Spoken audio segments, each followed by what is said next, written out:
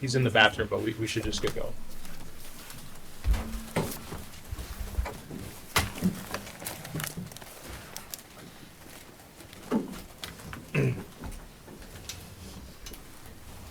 I'm just going to come around if I may. Right in so I can look at you. Yeah. No.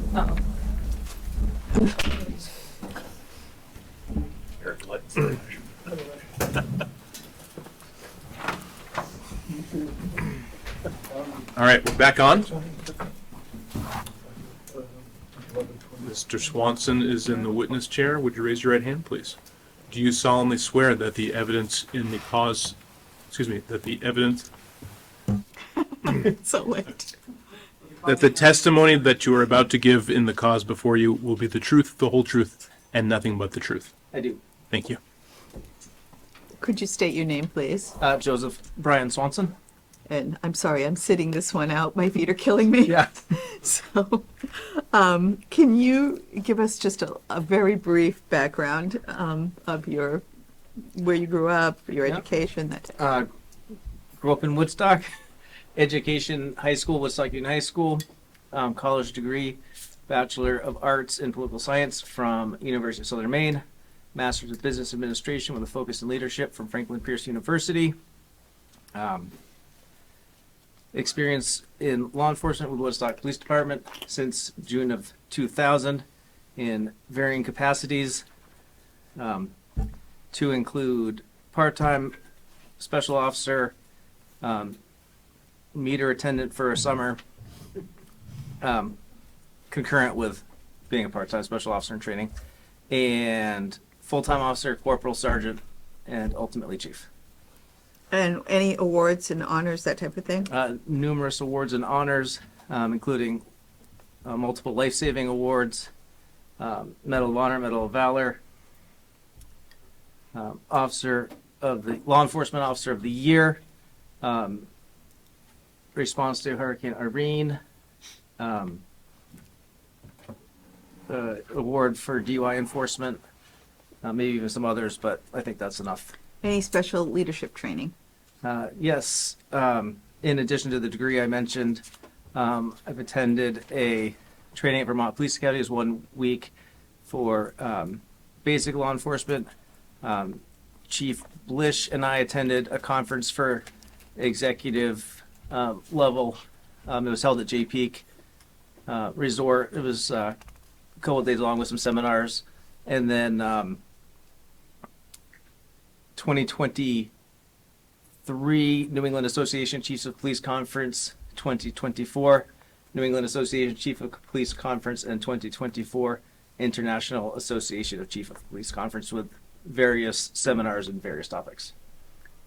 At this time, I'd like to introduce our Exhibit 4. It's not an up-to-date CV, but it's the one that Chief Swanson used when he was applying for the chief position. Any objection, counsel? Oh, I'm sorry. If we did, I missed it. Yes, I think you're right. Never mind. I've got it checked out. Okay, let's move on quickly. Okay. Why don't you tell us what your understanding was in terms of the functioning and the morale of the police department before October 13th? The relationship with the officers and dispatchers felt very good. Everyone was friendly. Usually people had a good attitude. Certainly on occasion there's some ripples and bumps, but overall I felt morale was high, at least on most occasions. Were there any problems brought to your attention? Well, first of all, let me ask you, you've heard all of the testimony today. Were you aware of the complaints that were brought against you? No. Did you have any notice whatsoever that the employees were complaining about the things that they say they're complaining about now? No. Okay. Did you ever contemplate that anything that was brought up in terms of your uniforms and your schedule, that was cause for termination? No. Okay. And in terms of your uniform, can you just briefly explain, since that's been such a topic, can you briefly explain what that's about?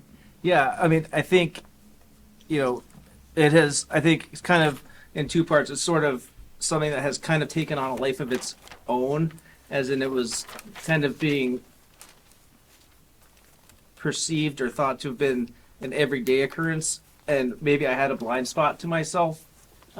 I didn't certainly consider it an everyday occurrence. I considered it an occasional occurrence, either maybe coming back from a late afternoon physical therapy appointment, maybe coming in slightly late if I had a physical therapy appointment at say 9 till 9:30, then coming in after travel time from Tassville at 9:45. But I would have gone to physical therapy in plain clothes, then come into the office and changed.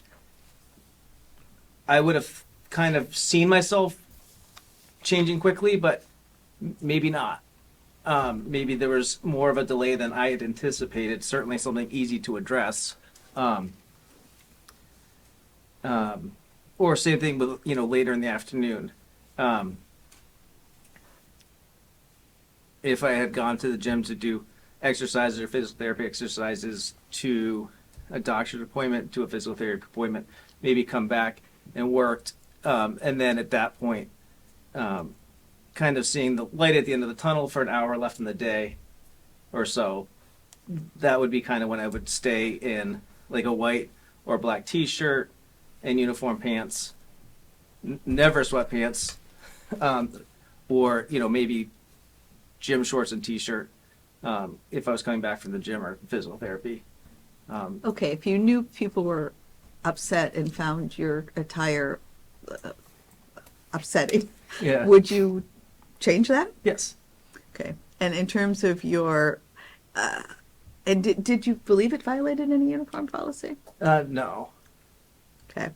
And in terms of your schedule, could you just explain briefly what that's about in terms of your, the testimony that was given about you, like going to the gym or walking the dog, that Right. type of thing? So as chief, and I admittedly hadn't read the job description much after getting thrust into the position and taking over being chief as whirlwind. It does, when I read it now, say 8 to 4. Once we were kind of better, staffed up, I kind of had taken on the habit of coming in for 9 to 5, knowing that, kind of looked at when Chief Kelly was chief, he worked 7 to 3. When Robbie was chief, he worked 8 to 4. I had kind of, it worked for me to work 9 to 5. And during that 9 to 5 hours, did you sometimes take time off during the day to go to the gym and then make it up later? How did that work for you? Just explain. Yes, on occasion. And, the competing interests are, I enjoy working out at 2 in the afternoon or 1 in the afternoon better than at 5, but I wasn't always in a position to leave the office at 1 or 2 in the afternoon. So it wasn't an everyday thing, but when I could make it work, I wanted to make it work. But I would really consider it more of an occasional or intermittent thing, not necessarily 15-month routine. And if you knew that people were getting upset with your schedule, would you do something about it? I might, if it was one person that didn't understand, I would have a conversation with them. Sure. Do you work more than 40 hours a week? Yes. Do you take calls on nights, weekends, holidays? Yes. Did you go through 15 months of phone records at my request? Yes. And what did you find? I found, as best as I could tell, it was over 900 calls when I was on nights, or overnights, on weekends, on holidays. I included a couple of vacations that I took. So I think that came down to like about 60 calls a month. So Over 900? Yeah, over 900 for the 15 months. Okay. Just to be clear, you said when you were on nights, or No, no, you yeah, just I mean said they when I was on happened at nights, night? but that was kind of just tongue tied, and I meant Understood. I was at home and took them off duty. Thank you. And did you also respond to emergencies as necessary? Yes.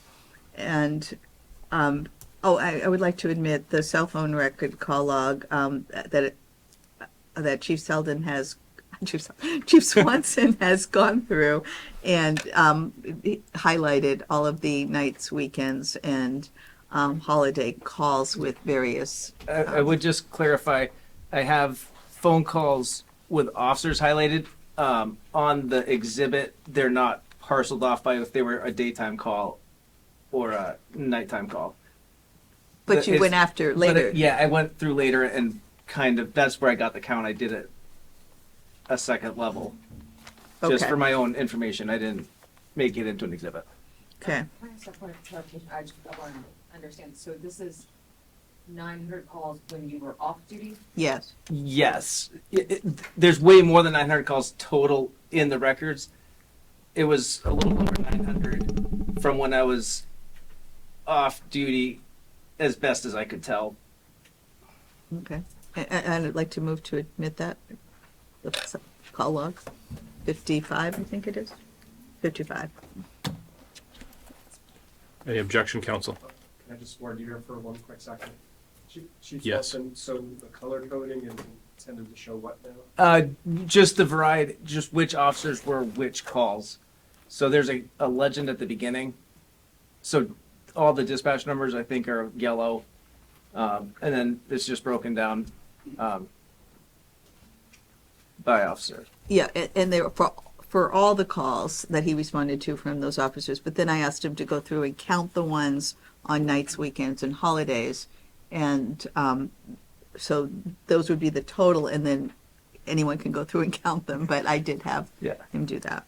What's the difference between recorded numbers in dispatch and not recorded numbers? There's two lines in dispatch that are recorded, and there's the line to Michelle's desk that also rings in dispatch, plus another line that rings in dispatch that's not recorded.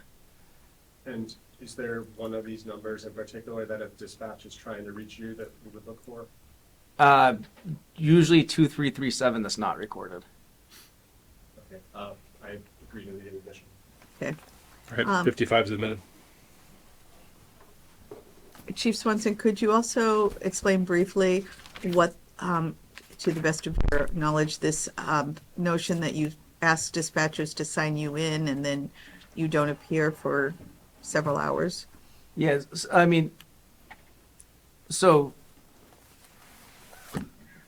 if I'm not scheduled to come in at 6, I might still be anticipating being available at 6. But so it's like you can anticipate being able to reach me at 6. You can put me on the computer. Doesn't mean I'm asking for extra pay. Doesn't mean I'm doing anything extra other than just you can consider me available. But I would then work and keep track of my hours like my normal day. That was not a common thing. I can remember saying it a few times, partially in jest and partially in sincerity. Okay. The incident that was referred to about the lack of empathy, did you also go through your phone records for that evening? Yeah, I found in my records that between 1741, when I did come in for an initial call, in spite of not being on call, having made arrangements due to being my anniversary. And then, so between that call and when I later, 11 or something p.m., I think it was 15 or so phone calls with about 8 calls of me calling either dispatch or officers. And then I think 6 or 7, whatever the exact breakup is, of someone or dispatch calling me. And there was another allegation that I think is still out there in terms of you sharing evidence with your husband. Could you just briefly address that as well? Yeah, but if I could just real quick address the other January 31st.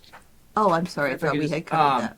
You know, when I was checking in and when I was having the phone conversations, everyone was reassuring me that they've got it under control, not to worry. You know, I still worry a little bit, but okay. So I just wanted to add Okay, that. thank you. The Apple Watch, oh, no, we're not into that yet. The sharing evidence with your husband allegation. Yeah, so I was just, he's done some work for the police department before. Just looking for a quick second opinion, leveraging my relationship for free legal counsel, and just got a quick opinion. It's not, Was this Yeah. evidence of any crime? it was not evidence of a crime. I kind of touched on this with Burgess, and that, you know, evidence is, it's not the wrong word, but it's not necessarily the best word. I'm not sure. It's not criminal evidence. Have you ever shared anything other than that one time with your husband? Not that I can recall. Okay. And what about this Apple Watch? Is that still, I don't even know if, is that still there? No. Okay, never mind. We don't have to do that. The death investigation that we've heard about, do you want to say something about that? Yeah. I had it on my procrastinated to-do list. Obviously, I hadn't gotten to it. I recognized that it was something that still needed to be done. I just, you know, I had it in my head, like the information in my head. I just hadn't done it yet. But as I think we've talked about earlier, there's not a, you know, a specific timeline for when that's legally due, since it wasn't suspicious. If somebody told you to get your investigations done faster, would you do that? Yes. Okay. And what about the stolen jewels from, is that still an allegation? The stolen jewels from the bank? Okay, the stolen Okay, jewels, yes, could so- you address that? Initially, I received an email in early May 2024, was someone that I believe they were in New Mexico. They asked me to read through some old emails. The top one, or one of the top ones, was a vague email with the attorney that that referenced your local bank. It didn't have any ties to Woodstock. In that part of the thread, I was a little suspicious of if it was valid or not. So I asked them to contact Woodstock Police Department by phone, which would be the normal process anyway, because we don't generally take complaints by email. We do it by phone if we can. They declined to do it by phone at that time while they were still in New Mexico. They later came in person May 13th, met with Officer Tarleton. At some point, they then met with Sergeant O'Keefe. I don't remember if I was involved in at that stage or not.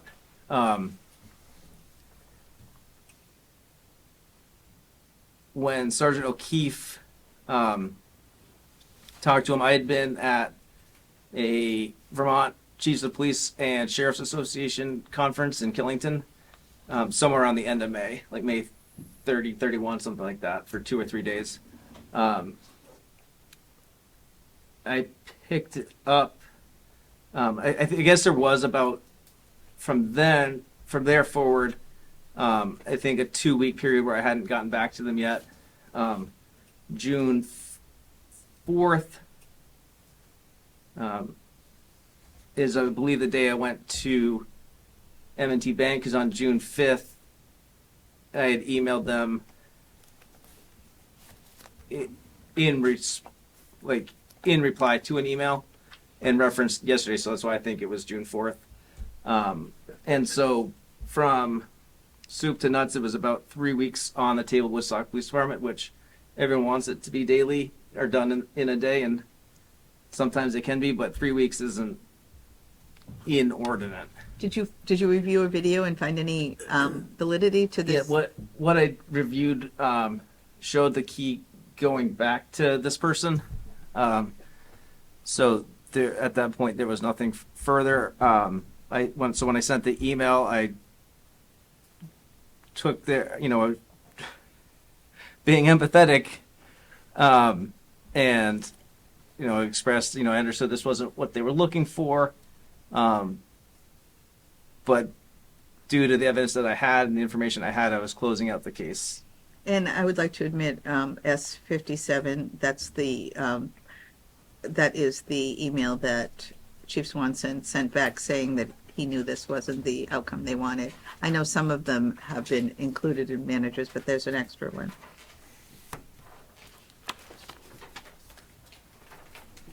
It might not be in there. I think it might have come after. Yeah, it's 57. It's one of the paperclip ones, Oh, got or it. 58 or whatever. I think I have 57. Yep, 57. Can I suggest keep going and I'll report? Yes, okay, fine. Okay, let me see if we've covered the basics of that. What about, did you ever disparage anyone's job? No, Did you ever say dumb job or stupid job or something? no, I can't figure out where that came from. I may have called the meters dumb. I could imagine that, especially at that time we were on an AT&T network and with very limited connectivity. But I don't even think that was.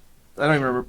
That's all I could think of. What about the failing to discipline officers that we heard from Corporal Murphy that she was upset about? I understand that she was upset that I didn't talk to her after, and I know that she testified today that she wanted to be included in the conversation. Do you have I did, in fact, and it's part of Officer Charlton's transcript that I did speak to him on those issues, or at least, and did discipline him. Telling other officers when you've disciplined an officer is a double-edged sword. It's a kind of a leadership decision. If you go around telling officers that you've written someone up or you've disciplined them, it can kind of sink morale because that person feels like they're being targeted. If you don't tell officers when you've disciplined them, people think it's been let go. So it's kind of, and under Chief Bush, we had always deferred to not always advertising and broadcasting if someone was disciplined. Can we just take a minute, and I wanted to address when Officer Charlton was written up. Oh, So right. initially, when Sergeant O'Keefe came to me, he wanted to write up Officer Charlton and Officer Aurora. I approved both write-ups. Both officers were written up with a written reprimand. When Officer Aurora pled his case to me, I did walk it back, as Sergeant O'Keefe said. Why did you do that? Because in my mind, it wasn't. He was on a town shift, so he wasn't on the village beat where he would go downtown to pick someone up. Not that he wouldn't be allowed, but it was less his responsibility. Do you feel it's your discretion to Yes. make these decisions? Yes. Even if your officers might be unhappy about it Yes. sometimes? And then when I brought it up to Mr. Duffy, he wanted a copy of the written reprimand for his records. We've always kept those in the police department where they're confidential.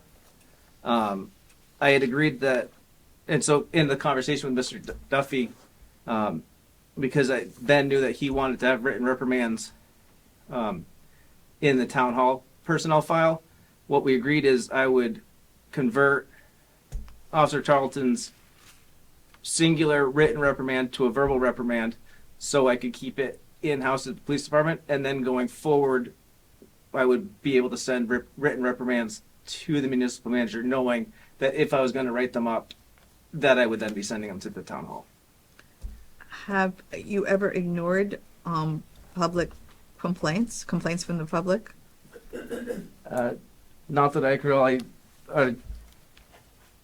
What about the Billings Farm? Yeah, I think that was remember Michelle talking to me about it. I don't remember the outcome. I don't have real recollection of it, so I don't want to.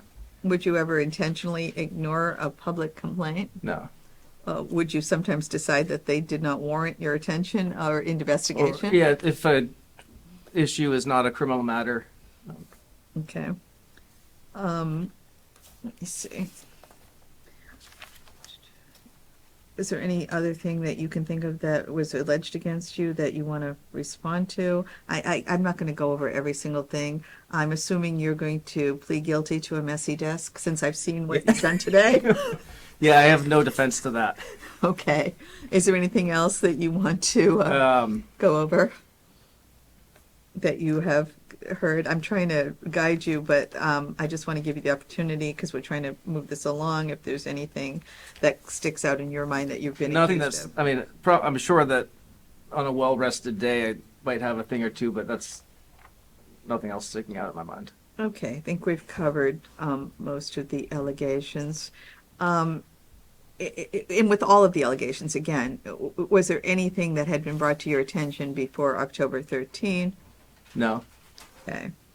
And let's go over the February 20th. Would you explain how it happened that you ended up in the police department that day? We had requested permission several days prior so I could get training records. We had followed up on that day, and I don't want to divulge attorney-client communication, but I had checked in with my attorney, and I believed from a miscommunication, but I believed I'd been given permission. Once I was given permission, I didn't think it's like I can't walk around the building or the very small limited space that is the police station, and talk to my coworkers that I wanted to present the letter, and it wasn't threatening. Didn't raise my voice, wasn't harassing, anything like that. I thought they were pretty nice conversations. Pretty. Did you think they would be happy to hear you had been exonerated? I thought it was important. I don't know if happy is what I thought, but yeah. Okay, and did you ask Sergeant O'Keefe if you could go in? Yeah, I had checked with him, and he said okay, because I had texted him that I was planning on coming down. And did that also contribute to your belief that that was in fact approved? Yes. Okay. And when you went in, you brought a copy of the Vermont Council. Yes. And you left it there? Yes. Okay.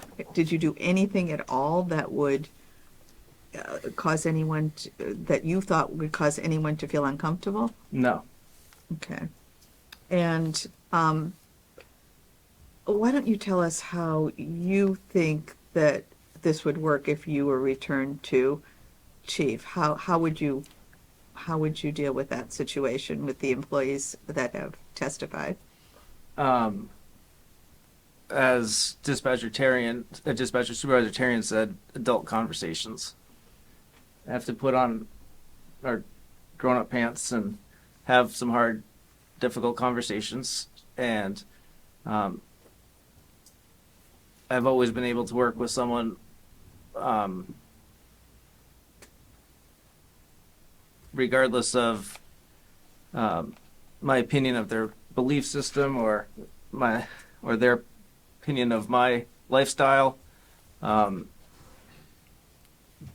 so I think that I would be able to manage it. And would you be retaliating or trying to fire any of these No. employees? No. And would you try to correct any misunderstandings or misperceptions? Yes. And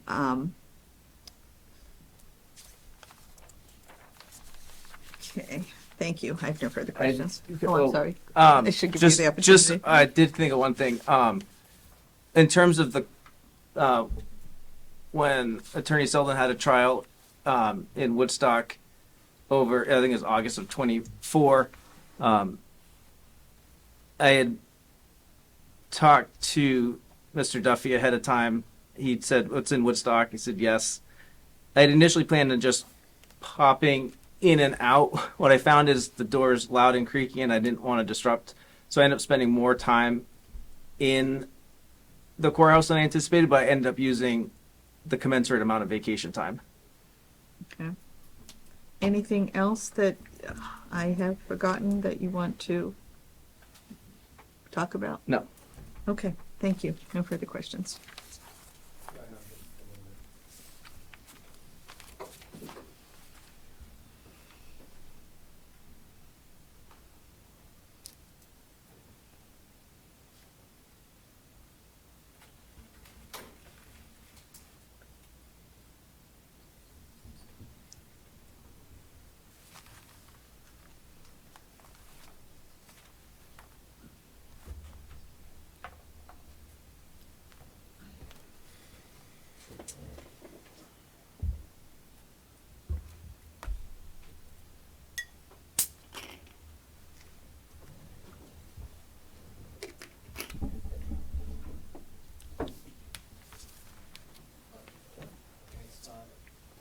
Hello, Chief Swanson. Oh. We met earlier. As you know, I'm John Question. I'm presenting the manager's case. Thank you. Yes. First of all, I did want to say I looked at Exhibit 57 and it's fine. Good, and I just have another one to exhibit. I'm sorry, I That's okay. forgot. It's S60. Oh, actually, actually, why don't we just do it? It's Manager's Exhibit M23. We'll Yeah. use yours if it's okay. Would you mind if I move to admit your exhibit? It's when Chief Swanson signed the new personnel policy. We've got a date and a signature. I can introduce it as R60, but I only have one We copy. can agree to move in 23. Okay. Let me actually deal with that really quickly. Chief, can you get a hold of the town exhibits there? I want to ask you about something. 23 or 20? Well, let's take a look at 22, actually.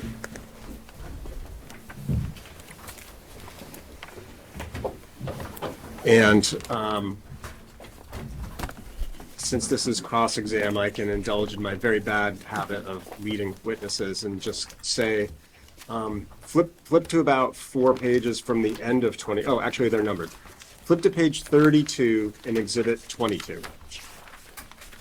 Addendum? Yeah, see Addendum A? Uh-huh. And it says, I so-and-so acknowledge I received a copy of the personnel policy, et cetera. It's an acknowledgement form for an employee signature. Do you see that? I do. Okay. And then if you flip to page 36, you'll see Addendum C. And this says agreement by officer to be bound by personnel policy. Yes. You see that?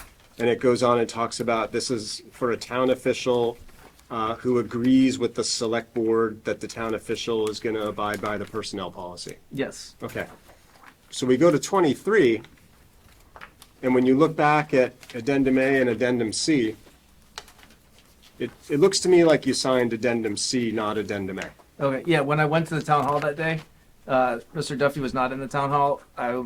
They were laid out on one of the desks. I think it was Kitty Korsmeer's, told me to sign the last page, and so I did, and I left it. Okay. And then that was that.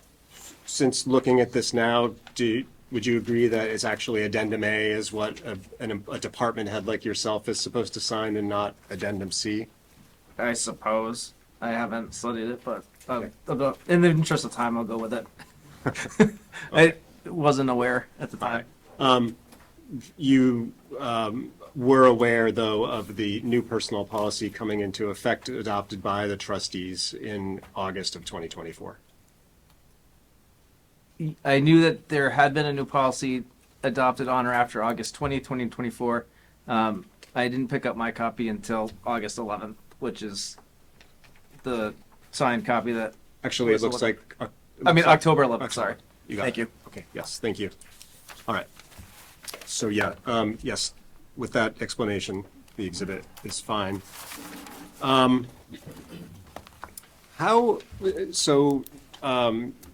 were active in your chief role January, not January, January 2023, July No. 2023. July- pardon me, July yeah, 2023 to October 2024. How frequently during that stretch are you going to physical therapy appointments? Weekly, early on, probably every 2 weeks towards the end. Okay. Maybe a little bit less frequently in like September and October. Okay. Pretty often. Okay. And have you continued those appointments since you've been on leave? Yes, to some degree. Yes. So When they call me and ask me if I, yes. Yes. how When they frequently? get scheduled. Okay. How do you have a regular physical therapy schedule nowadays? Irregular. Is it like you go when you feel like you need some care? Or if they can fit me in. Okay. Yeah. Now, you also talked about preferring to work out at the gym on your own at 2:00 Yeah. during work days? Yes. Okay. And that's separate from PT? Sort of separate, but also with stretches and prescribed strengthening exercises built in. Okay. Do you have any other awareness whether other department heads in the village or town of Woodstock go to the gym for an hour during their workday schedule? No, I don't track other department heads.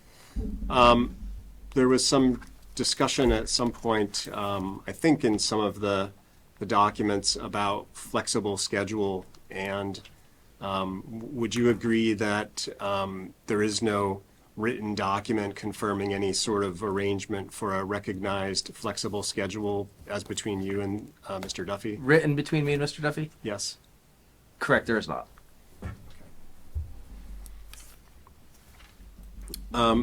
You were describing the concept of police department records, personnel records, Yeah. something about confidential if they're at the department. What did you mean by that? I learned this from Will Vasilio, who I believe learned it from Attorney Bloomer.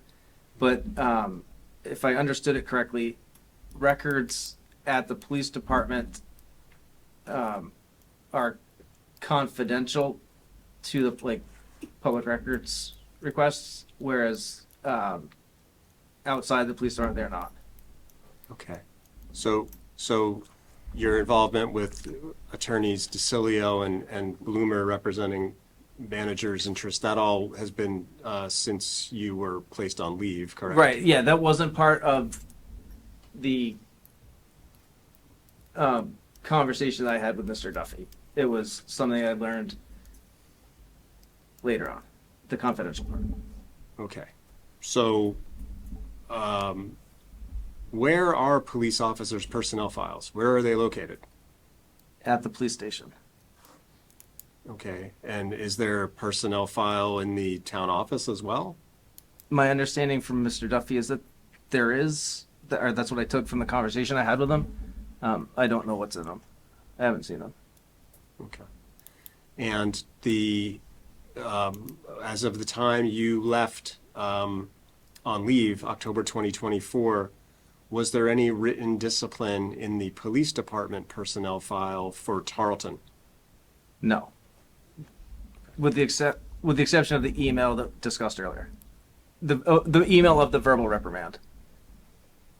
Who was the email to? Mr. Duffy. Okay.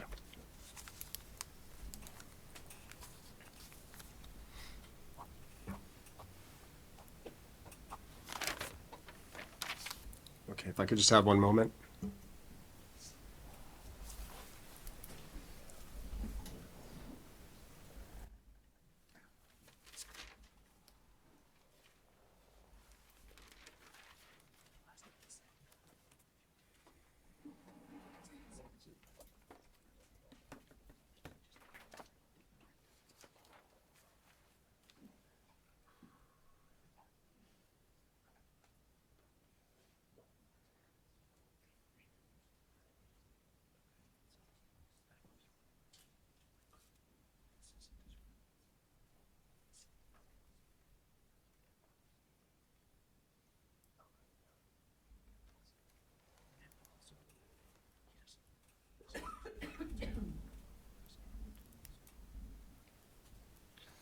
I do have one or two other quick Yeah. questions for you.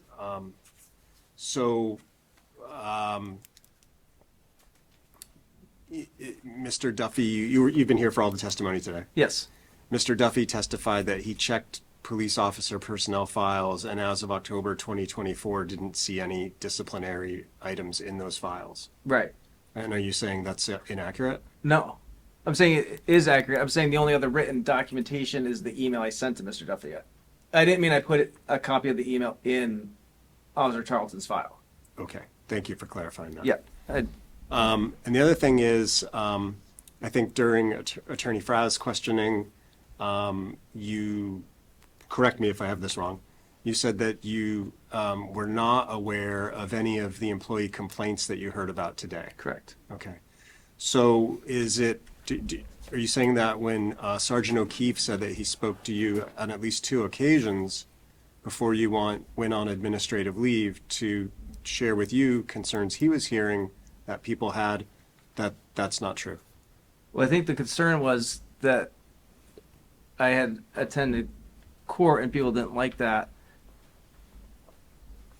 But if I'm taking vacation, I'm taking vacation. It's not really it's not really the same thing. Okay, well, and I don't want to get too quibble, but I think O'Keefe explained that what he was referring to was not concerned just about the fact that you left the department that day, that it had been more of a longer stewing issue that folks had I recognized. understand that Sergeant O'Keefe testified to that. That's not my recollection. And I think he also testified that that was one of 2 occasions he remembers speaking to you about there being, concern in the department. Do you agree that there was another occasion he spoke to you besides the day? I cannot recall another occasion. You don't disagree, you just don't recall? Right. Okay. I don't think I have any other questions. Thanks a lot. Thanks for your patience today. Absolutely. Attorney Frost, do you have any redirect of your I client? just had, no, I don't. Thank you. Okay.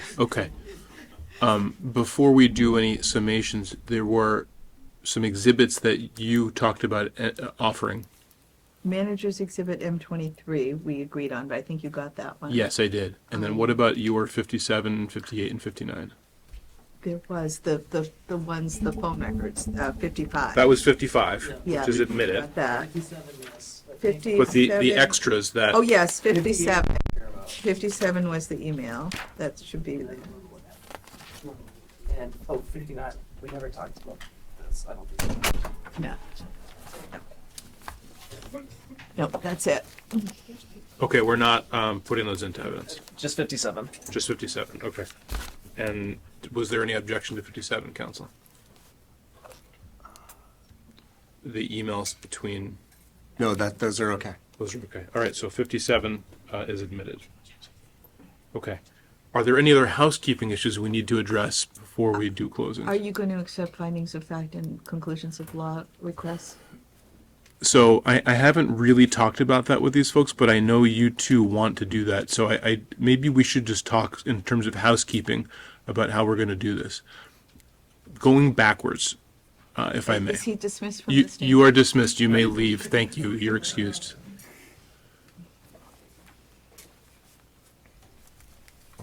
And well, yeah, let me just hold on a sec. Chief Swanson, can I trouble you to sit back down? No trouble at all. Thank you.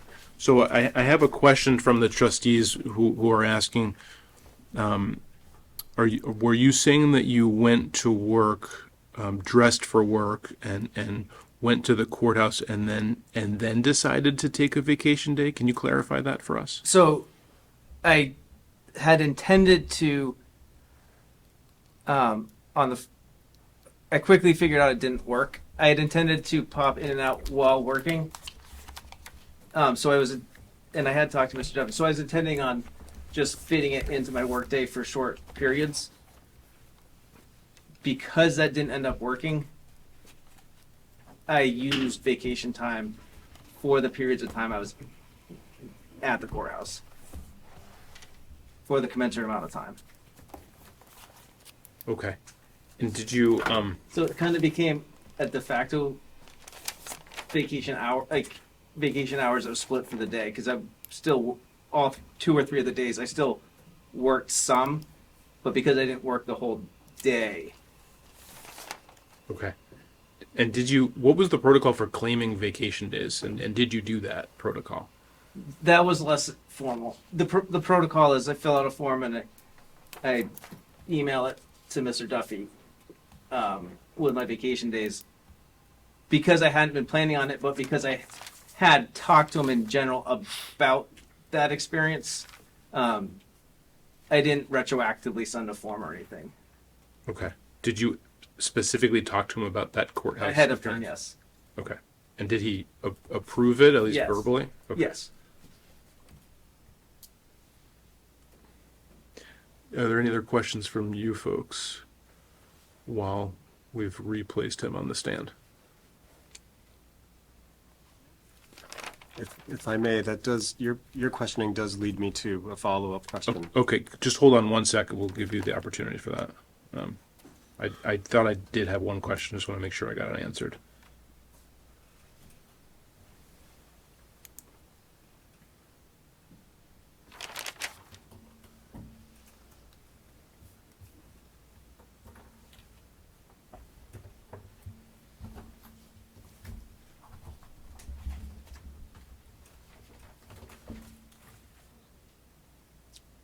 Okay, I think I had my question answered, so Attorney Clash.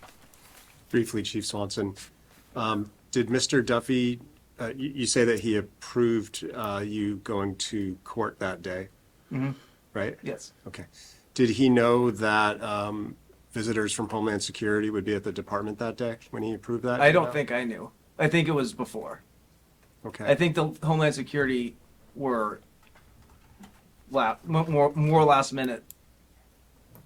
Okay. And once Homeland Security ended up coming in that day, did you reconsider whether maybe you should stay, have that meeting with them, and then go over to the courthouse? No, I felt that the case was in Sergeant O'Keefe's capable hands, and it was his case, so I left it to him.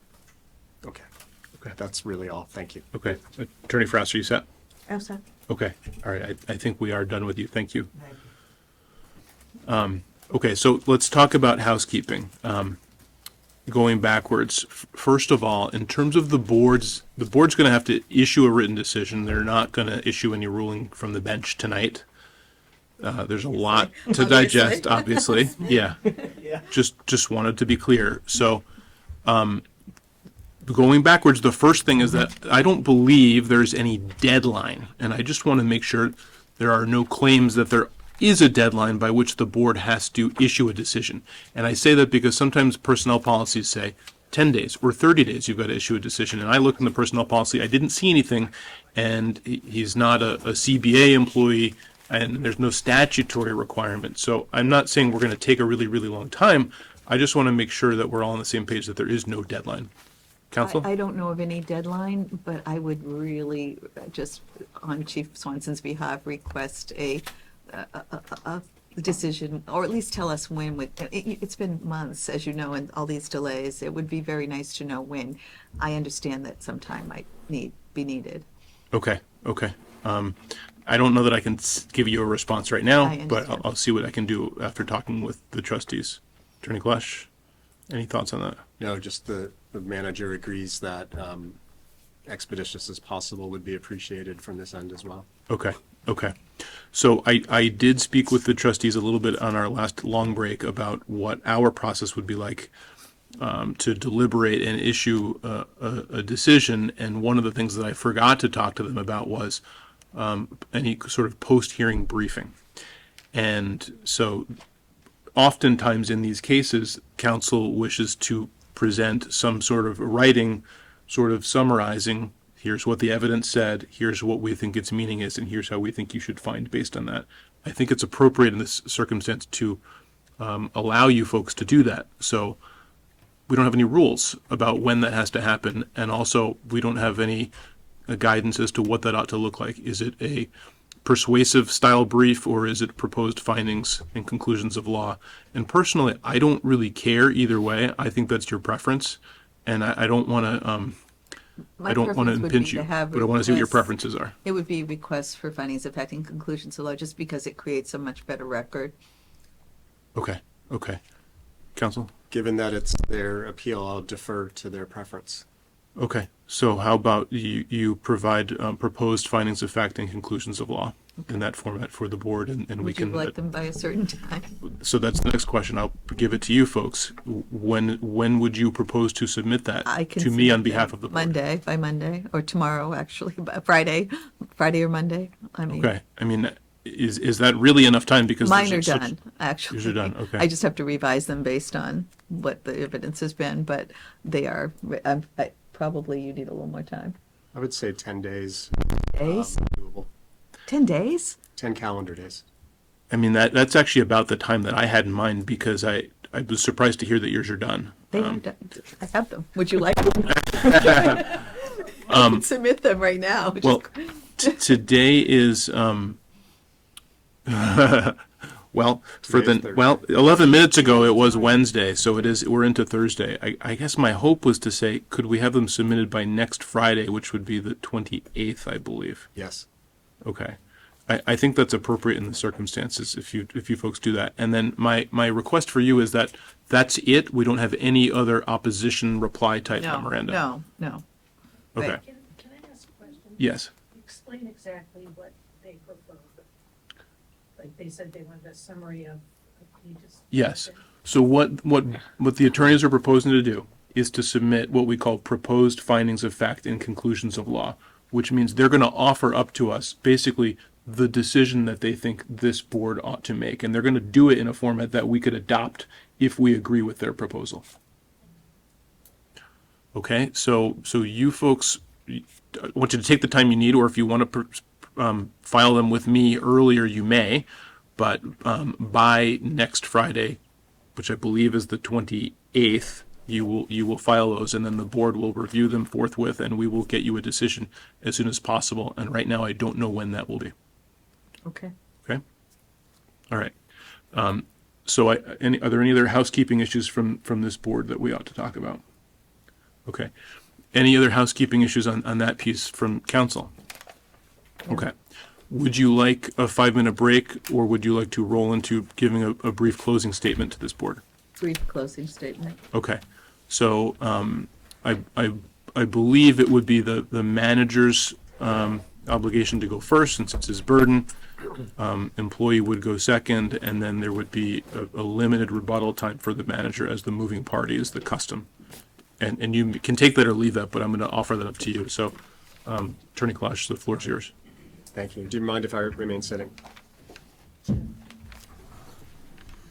Thank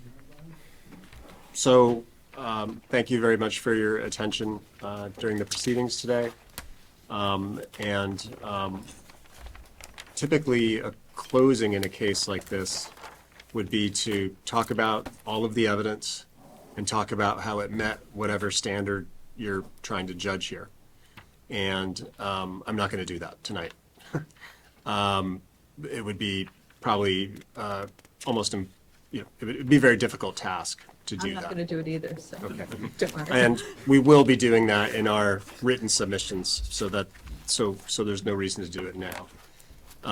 So we'll cover that sort of analysis of here's the evidence you heard, here's what we urge you to decide in the written submission.